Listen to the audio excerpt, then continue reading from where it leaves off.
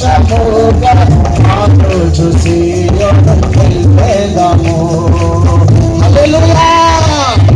ఇశ్రాయేలు ఆనందముతో ఐగుప్తు వదిలి బయటికి వెళ్ళిపోయారు. అంటే ఇశ్రాయేలు ఐగుప్తులో నుండి బయటికి వెళ్తున్నప్పుడు ఐగుప్తు ఎలా మారిపోయింది?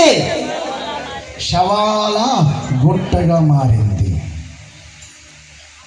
ఐగుప్తు ప్రశాంతంగా లేదు.